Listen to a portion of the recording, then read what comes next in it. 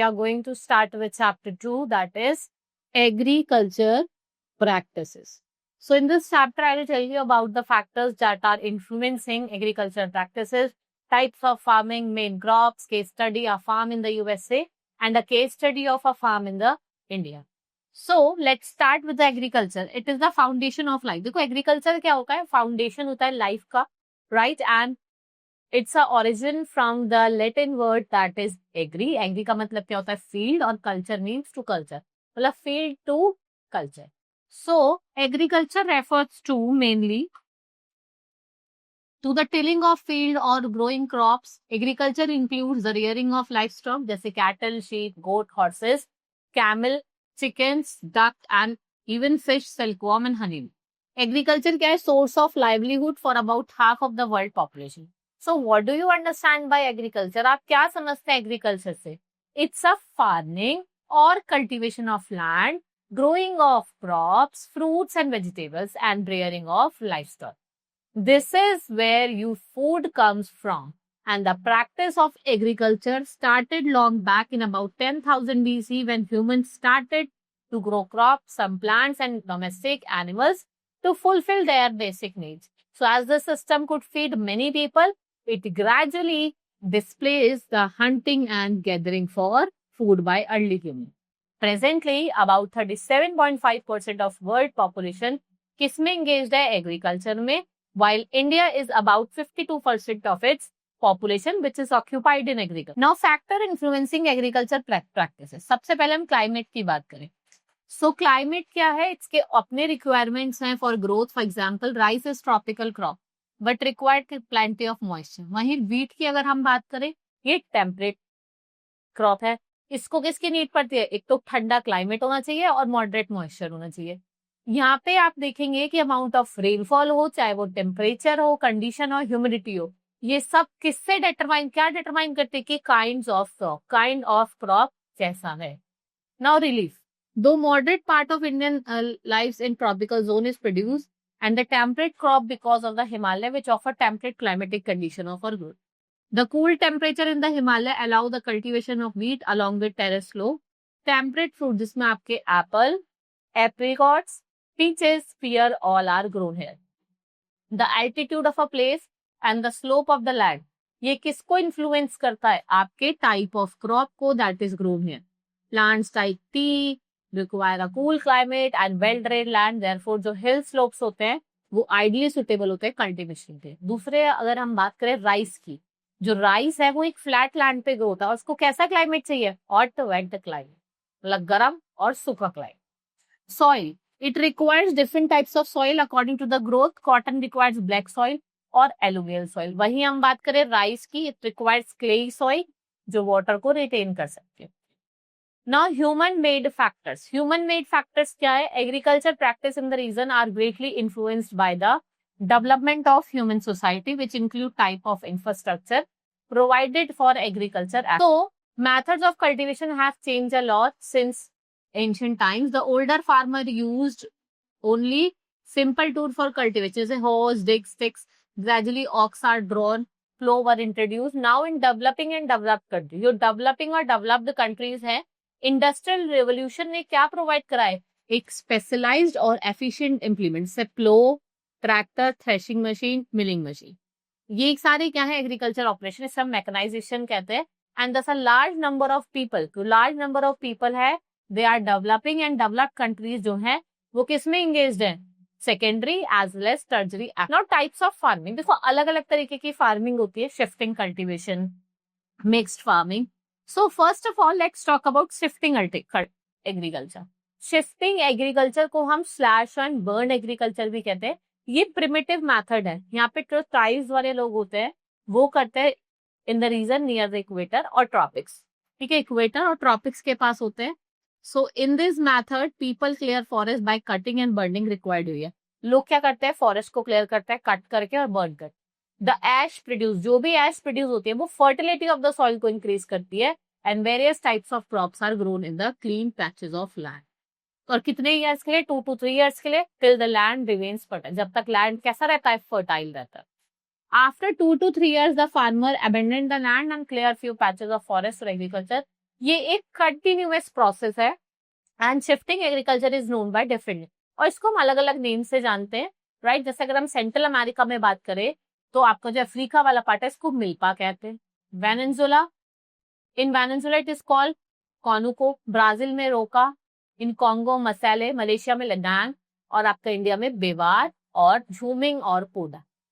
Now shifting agriculture is primary a type of subsistence agriculture. ये क्या है? एक तरीके का सबसिस्टेंस एग्रीकल्चर है, as the produce is mainly consumed by farm. They do not get surplus produce, भाई surplus produce इन्हें नहीं चाहिए होता है, right. And this agriculture is neither good for environment not even for good for soil.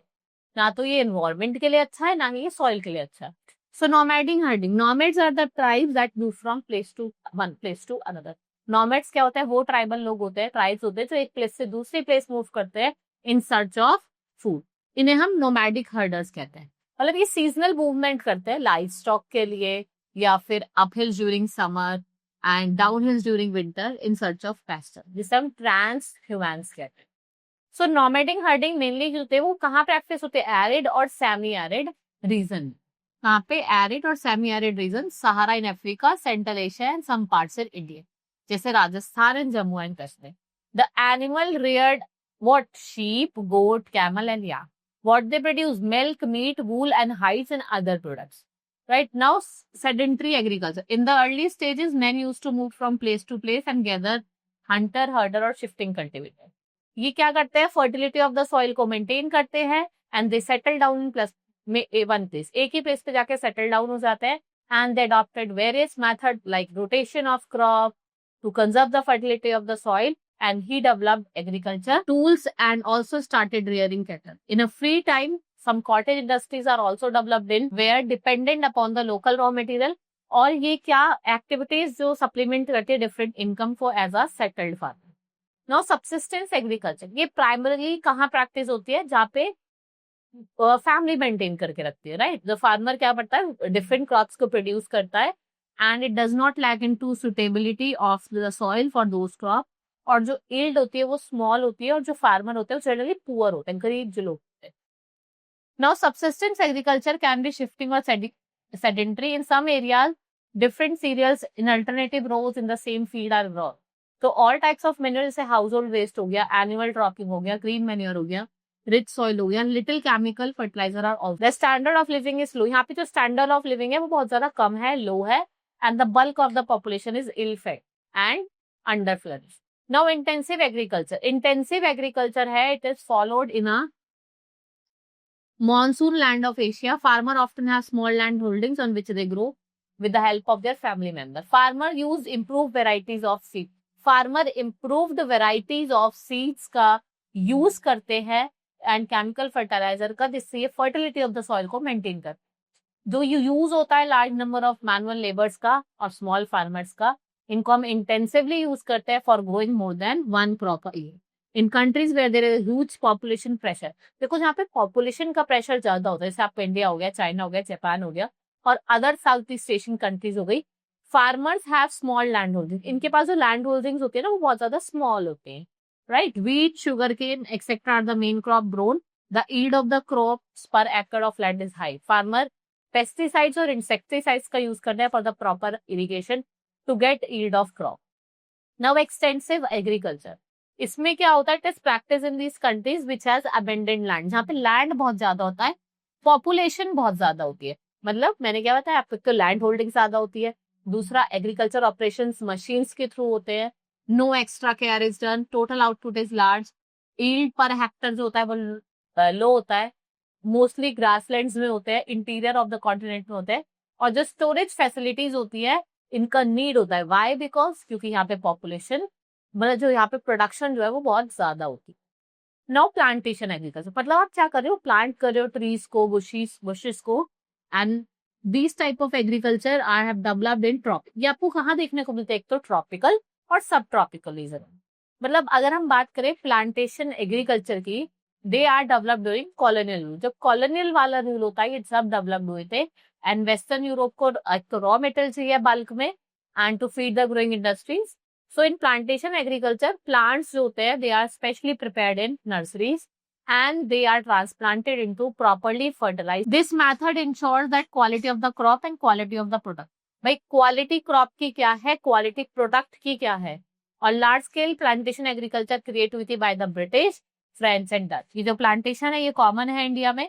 Sri Lanka, Brazil, Malaysia, Australia, these all are the places in India where crops are grown in a plantation agriculture. Now commercial agriculture. भाई मैं क्या कर रही हूँ, भाई कोई भी हो, चाहे मैं हूँ चाहे कोई भी हो, हम क्रॉप उगा रहे हैं, एग्रीकल्चर कर रहे हैं, कमर्शियल एग्रीकल्चर. हम क्यों कर रहे हैं कमर्शियल एग्रीकल्चर? जो भी हम प्रोड्यूस करेंगे उसे हम मार्केट में बेचेंगे, ठीक है, प्रॉफिट कमाएंगे. तो फार्मर क्या करता है, कॉस्ट ऑफ प्रोडक्शन को लो रखते हैं भाई, जिससे वो ज्यादा गेन कर सके. तो जो मशीन्स, भाई आपने देखा होगा मशीन्स भी कॉस्टली होती है, तो it is mostly carried out. ज्यादातर आपको prairies of north America, pampas of south America, steppes of Russia, Western Europe, and in some part of now mixed agriculture. So this is the practice of cultivating crop and rearing animal on the same farm. जैसे आपका wheat, maize, barley हो गया, ये आपका root crop के साथ grow करते हैं. जैसे आपके रूट क्रॉप में क्या जाता है, जो रूट से, जैसे टर्निप और potato. We have beans, sugar beet, tobacco and other crop. Fodder crops जैसे अल्फाल्फा, they are also growth for animals. So the natural manures provided by animals help to maintain the fertility. इससे क्या होता है, आप fertility को भी farm के इंप्रूव करके रखते हो और स्टैंडर्ड ऑफ लिविंग को भी, राइट. सो जो सिलेक्टेड सीड्स है या हैवी यूज ऑफ केमिकल्स हैं, फर्टिलाइजर है, उनको एम्प्लॉय करा जाता है. सो जैसे आपका नॉर्थ वेस्ट वाला यूरोप हो गया, नॉर्थ ईस्ट यूएसए हो गया, कनाडा हो गया, these farms are not very large, ये ज्यादा लार्ज नहीं होते. अब डेयरी फार्मिंग की बात करें तो डेयरी फार्मिंग ये वो टाइप ऑफ फार्मिंग है, it has been developed to meet the needs of industrial cities. जैसे आप कैटल रियरिंग कर रहे हो एक बहुत बड़ी सिटीज में, और वो क्या प्रोवाइड करा, मिल्क को और उसके प्रोडक्ट्स. वही डेवलपमेंट हो रहा है, ग्रोथ हो रहा है रूट्स का यूरोप. जैसे it is a market oriented activity, market oriented activity है, लार्ज लेबर फोर्स है, ह्यूज कैपिटल इन्वेस्टमेंट है, मशीन्स कम वाइडली यूज करते हैं फॉर फीडिंग, मिल्किंग, क्लीनिंग. और जो प्रोडक्ट्स है वो कैसे होते हैं, पेरिशेबल होते हैं. Means refrigeration is widely use, मतलब इनके लिए आपको रेफ्रिजरेटर की नीड पड़ती है. नॉट ट्रक फार्मिंग, मतलब कल्टिवेशन कर रहे हो वेजिटेबल्स की, सो मार्केट से बिग सिटीज में यहाँ पे कोई स्पेस नहीं होती फार्मिंग की, तो ह्यूज ग्रोइंग पॉपुलेशन के लिए कंटिन्यूअस सप्लाई हो सके. तो इस केस में क्या होता है, हम outskirts of the surrounding areas में फ्रेश फ्रूट्स और वेजिटेबल को ग्रो करते हैं. इसी को ही हम क्या बोलते हैं, truck farm. Now horticulture. Horticulture की अगर हम बात करें, यहाँ पे क्या होता है, प्रोडक्शन होता है, चाहे वो फ्रूट्स हो चाहे वो फ्लावर्स, जिसे हम हॉर्टिकल्चर कहते हैं. And these are produced to meet the needs of the people living in cities. The fact and the efficient system of transport has encouraged horticulture in Europe and North America. वहीं हम बात करें cooperative farming. Farmers from society, जो office bearer है, ये elected member होते हैं. The land of the member is pooled and every member works on the cooperative farm. Features क्या होते हैं भाई, एक तो बड़े साइज होता है, क्या होते हैं यहाँ पे आप डिफरेंट फार्म ऑपरेशंस कर सकते हो, कलेक्टिव वर्क कर सकते हो, उससे बेनिफिट कमा सकते हो. Committee looks after the sale of product, और जो एक कमिटी होती है वो देखती है कि कितना प्रोडक्ट बेचा गया है और कैसे बिका है. Now major crops. अब हम बात करते हैं, हमारे पास दो तरीके की क्रॉप है, क्या फूड क्रॉप और non food crop. Food crop क्या होती है, which is almost obtain entirely from the immense variety of plant, right. They our domesticated thousand of year ago and still continue to be a major source. जैसे आपकी 5 crop है, उसमें से 3 serial है, white, मेज और कॉर्न, और 2 other क्या है आपकी, पोटैटो और कसावा. राइस की बात करते हैं, सजेस्टेड जो ये कहाँ से ओरिजिनेट हुआ है, foothills of eastern Himalayas और north east India. Indo China में भी है और साउथ वेस्ट चाइना में भी. 65,000 लोकल वेराइटीज है आपके राइस की, दैट इज ग्रोन है. Rice is the crop mainly of the monsoon land. ये आपका सब ट्रॉपिकल और हिली एरियाज में होता है, जहाँ पे टेम्परेचर और वाटर दोनों क्या है, सुटेबल है कल्टीवेशन के लिए. सो राइस रिक्वायर, राइस को कैसा क्लाइमेट चाहिए, वार्म और ह्यूमिड में, राइट. और एनुअल टेम्परेचर कितना हो जाए, 27 degree Celsius. Amount of rainfall 100 centimetre से ज्यादा होनी चाहिए. जहाँ इन लो रेनफॉल एरियाज, जहाँ पे रेनफॉल कम होती है, इरिगेशन यहाँ पे नेसेसरी होके rice is gone mainly in river valleys में हम ग्रो करते हैं. Deltas where land is levelled, they are well water can stand. On hilly terrains terraced fields are prepared. कैसी फील्ड आपको देखने को मिलेगी, terraced field. Now it has been estimated that about 90%, मतलब तो 90% of total area and the rice is constructed in Asia. Major rice producing countries कौन सी आपके, India, China, Thailand, Vietnam, Cambodia, Malaysia. और मेजर राइस प्रोड्यूसिंग एरियाज कौन से हैं आपके, एक तो लोअर और मिडल गंगा डेल्टा है, ब्रह्मपुत्रा वैली हो गई आपकी, और कावेरी डेल्टा हो गई जो ईस्टर्न कोस्ट पे लाई गई।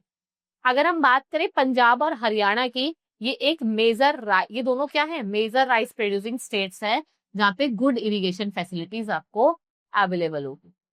Next is your wheat. ये कहाँ ग्रो होते हैं, under the wide range of climatic condition, जहाँ पे लूमी सॉइल और फर्टाइल सीट होता है, temperature below 20 degree Celsius, rainfall 50 to 75 centimetre. ये Siberia tropical region in temperate region होते हैं। और जो व्हीट है वो आपका China, India, Russia, Canada, USA, Europe और कुछ यूरोपियन कंट्रीज, ऑस्ट्रेलिया, अर्जेंटीना जैसे एरियाज में देख। As far India is connected, wheat is grown during winter in the north great plains. Wheat is widely grown in Maharashtra. Wheat कहाँ grow होता है, महाराष्ट्र में, बिहार में, Madhya Pradesh, Uttar Pradesh, Haryana and Punjab. Apart from these areas wheat is grown in, और कहाँ देखने को मिलती है, नॉर्थ वेस्टर्न और central part of India. Now maize, ये हाई यील्डिंग फूड क्रॉप है, grown all over the country. ये न्यू वर्ल्ड क्रॉप है which is spread from its origin central America, and summers are warm and humid, so it is used as food as well as fodder crop. Now we have Central America, south America and Africa, China, Russia and Argentina. ये क्या है, producer है और seller भी है मेज के। The USA is the largest producer of मेज इन द वर्ल्ड, और 80% जो है वो एज अ एनिमल फीड के लिए यूज होता है, right. China second largest producer है। Now let's talk about millets. Millets में आपका ज्वार, बाजरा और रागी आ जाता है, ये तीनों मिला के मिलेट्स बनते हैं। ये कोर्स ग्रेन है, इनको हम फॉडर और फूड दोनों की तरह यूज करते हैं इंडिया और अफ्रीका में। और जो उसका टेम्परेचर है वो कितना है, 25 to 32 डिग्री सेल्सियस ये टेम्परेचर चाहिए, और रेनफॉल कितनी चाहिए, 20 to 100 cent. These crop do not require irrigation facilities, इन इरिगेशन फैसिलिटीज की नीड नहीं होती। They can grow in lower rainfall areas, lower rainfall areas में देखने को मिलेंगे, और less fertile soil. Now India, millets are not only staple food for large section of people in peninsular India, लेकिन इसको हम एज अ फॉडर भी utilise करते हैं। So the jowar has a highest fodder value, जो आपका ग्रो करता है in some parts of Uttar Pradesh, Haryana and Punjab. Now commercial crop, जिनका हम कमर्शियल यूज करते हैं एज अ फाइबर, तो फाइबर में आपका कॉटन, जूट, ये सब आ जाता है। So fibre, type of fibre की बात करें, फाइबर इज अ मटेरियल, ये एक हेयर लाइक स्ट्रक्चर प्रोड्यूस होता है from animals, plants and minerals. Vegetable fibres किससे ऑब्टेन होते हैं, from the seeds, stem, leaves and fruits. Animal fibre, silkworm and animal such as camel, sheep, goat, yak, llamas, ये भी type of ship है, अल्पाकास और rabbit and reindeer, इनसे हमें animal fibre मिलते हैं। मिनरल फाइबर जो सिलिका सैंड के बने। फिर सिंथेटिक फाइबर जो आपके केमिकल ट्रीटमेंट, नेचुरली इसमें हम सेलुलोज का यूज करते हैं। Next is cotton. कॉटन की बात करें, ये एक फाइबर क्रॉप है, and it is developed from the world civilisation. They are practiced for centuries in the Nile River Valley and in this valley. On the basis of length of staple, cotton is of three types: long scale, medium scale और small scale. Long वाले को हम high quality मानते हैं, right? Cotton is a plant of tropical and warm temperate climate. कैसा plant है, जो tropical and warm temperate climate में होता है। इसका temperature 21 degree Celsius to 27 degree Celsius होता है। High temperatures up to 40 degrees Celsius, and it cannot be tolerated. Frost is very harmful over here, and there should be at least 210 frost-free days. Cotton plants required rainfall. कितना rainfall चाहिए, 50 centimetre का। Well distributed होता है during the growth of plant. Black volcanic और alluvial clay soil भी यहाँ के लिए suited. The United States of America is the largest producer of best quality cotton. Besides Egypt, Russia, China, Pakistan, Turkey. ये क्या है, इंपॉर्टेंट कॉटन प्रोड्यूसिंग कंट्रीज है। India की जो रैंक है 4th है among the largest producing. US से China हो गया आपका, right. Tamil Nadu major producing state है, और ब्लैक सॉइल की इसको नीड पड़ती है। देखा ना, हम कॉटन उगाने के लिए ब्लैक सॉइल की जरूरत है। जूट, गोल्डन फाइबर क्यों जाना जाता है, for its colour and not for value, and jute is a king of crop. ये कहाँ से देखने को मिलता है, बार्क ऑफ जूट प्लांट। यहाँ पे क्वाइट हाई होता है industrial purpose. Jute products have to face severe competition. Jute products जो है वो सीवियर कंपटीशन भी फेस कर रहे हैं। Jute stocks are cut close to the ground and the stocks are soaked in water. इस प्रोसेस को हम क्या कहते हैं, रैट। जूट को टेम्परेचर भी हाई चाहिए 30 डिग्री सेल्सियस, और रेनफॉल चाहिए 150 to 200 सेंटीमीटर, राइट। यहाँ को इसको रुका हुआ पानी चाहिए, stagnant water, means that making the plant solve by submerging in water. Jute cultivation कैसी है? Labor intensive है and required manual work during harvesting. Chief producing countries India, Bangladesh, China, और कुछ आपकी स्मॉल स्केल भी है जो Myanmar, Nepal, Thailand and Brazil. In India main jute producing state कौन कौन सी है? Main jute producing state West Bengal, Bihar and Orissa. So jute is facing stiff competition. Jute क्या फेस कर रहा है? स्टिफ कॉम्पिटिशन फेस कर रहा है in the international market from synthetic substitute. So in recent year the government of India and Bangladesh seem to have responded well by making, आप क्या कर रहे हैं? Blended fibre of jute. Beverage crop में आपका टी एंड कॉफी आ जाता है, सबसे इंपॉर्टेंट है, वाइडली यूज होते हैं. Chinese were the earliest T drink. सबसे पहले जो चाइनीज होते थे वो टी पीते. Now T, the blush of T when the first planted, so it become ready within 4 to 5 years of plucking trees. The tea plantation is provided by the leaves processed from leaves of shrubs, जो आपको hilly areas में देखने को मिलते हैं. T plants require temperature कितना चाहिए tea plantation में? 25 डिग्री सेल्सियस. रेनफॉल कितनी चाहिए? रेनफॉल चाहिए 125 to 250 centimetre. Water should not be stagnant, रुका हुआ पानी नहीं होना चाहिए रूट के आसपास. Soil of the tea plant should be deep, बहुत ज्यादा डीप होनी चाहिए, फर्टाइल होनी चाहिए और rich in human content. On the high slopes tea plants are planted on the tea terraces, जिससे जो चांसेस ऑफ इरोजन है वो कम हो जाता है. भाई सॉइल इरोड नहीं हो पाता. India continues to be world second largest producer of tea. Other major tea producer are कौन कौन से other tea producer? Sri Lanka, China, Bangladesh, Japan, Indonesia, Argentina and Kenya. अगर हम एरियाज की बात करें, सबसे पहला कौन आता है आपका? China. Now coffee. Coffee plant tropical plant है and coffee is another beverage जो आपकी अफ्रीकन रीजन से आती है. Right, its cultivation, coffee is cultivated not from leaves but for seeds. इनको रोस्ट करा जाता है, ग्राउंड करा जाता है, पैक करा जाता है. And coffee was perhaps grown in Ethiopia from where it spread to other countries. Right, जैसे आपके एग्जांपल कॉफी रोबोस्टा और coffee arabica. Coffee grow well in hot climate. कैसा क्लाइमेट चाहिए कॉफी को? हॉट क्लाइमेट चाहिए. टेम्परेचर 32 डिग्री सेल्सियस होना चाहिए और गुड अमाउंट ऑफ रेनफॉल हो जाए, लेकिन पानी रुका हुआ नहीं होना चाहिए. Right, so we have, that is why tall shady trees are grown in coffee states to protect the coffee plant. आपने देखा होगा कि जो डायरेक्ट सन की रेज ना पड़े, इससे जहाँ पे कॉफी उगाई जाती है वहां पे पेड़ों को लगाया जाता है आसपास. ब्राजील मेन प्रोड्यूसर है कॉफी का. और अदर कंट्रीज कौन कौन सी हैं? आपका Vietnam, Colombia and Indonesia. Caffeine is also diet from seed of coffee beans. ये भी कमर्शियली कल्टिवेट करा जाता है. कौन कौन से हैं आपके coffee plants? Arabica, robusta, Liberia. Arabica superior quality coffee है जो आपको आपके और जो लिबरेरी का है वो चीफली यूज, मतलब ये एक इंस्टेंट कॉफी है. इन इंडिया कॉफी कहाँ कहाँ ग्रो होती है इंडिया में? आपके कर्नाटका, केरला एंड तमिलनाडु. ये 3 स्टेट्स आपको याद रखनी है. फिर बाद में उड़ीसा में भी हुई, कुछ नॉर्थ ईस्ट स्टेट में भी हुई. In Africa main coffee producer, अगर हम अफ्रीका में बात करें तो जहाँ पे कॉफी प्रोड्यूस होती है वो होती है Ethiopia, Uganda, Angola and Ivory Coast. So in Asia Sri Lanka, Indonesia और इंडिया, ये सब मेन प्रोड्यूसर है. अब यहाँ पे केस स्टडी दी हुई है एक फार्म की, जो यूएसए का फार्म.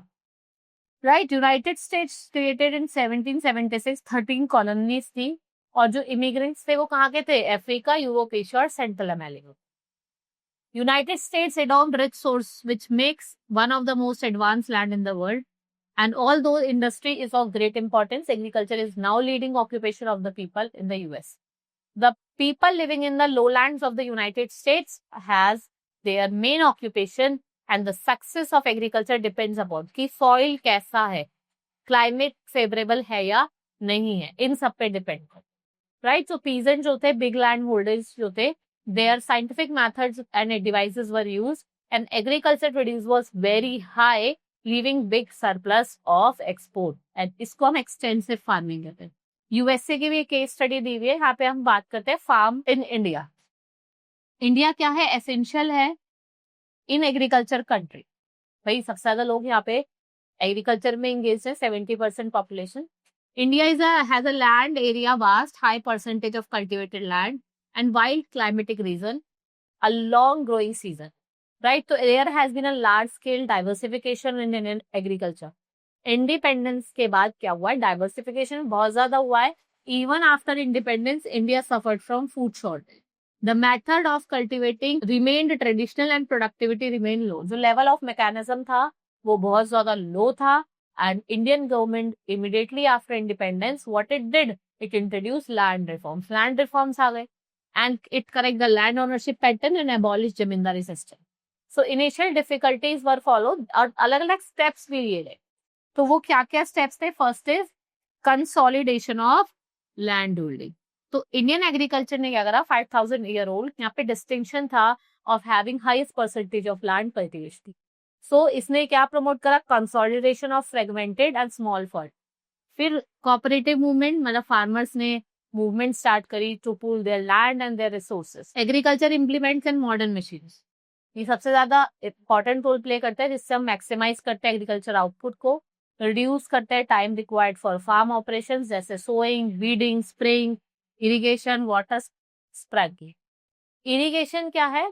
ये एक वाइटल इनपुट है Indian farming, right? Many efforts have been made and the government increase the irrigation potential of the country, जिससे क्या हुआ? ग्रीन रेवोल्यूशन का इम्प्लीमेंटेशन। फिर एग्रीकल्चर प्रैक्टिसेस की बात करते हैं। सो इन एग्रीकल्चर प्रैक्टिसेस हम मल्टीपल क्रॉपिंग करते हैं, इंटर क्रॉपिंग करते हैं, स्ट्रिप क्रॉपिंग करते हैं, रोटेशन करते हैं क्रॉप्स की। सो इंस्टीट्यूशनल रिफॉर्म्स, देखो there are district level banks to promote agriculture development. तो nationalise bank provide loan to the farmers in easy terms, car insurance, storage facilities, dry and wet farming, horticulture, ये सब commercial basis. और council of agriculture research और देश national dairy board ये significant process कर रहा है milk production, right? So now India has become a major producer of milk in the world. क्या बन गया है? मेजर प्रोड्यूसर बन गया है world, right? So this is all in this chapter. Hope you understood. Now we will meet in the next class. Thank you.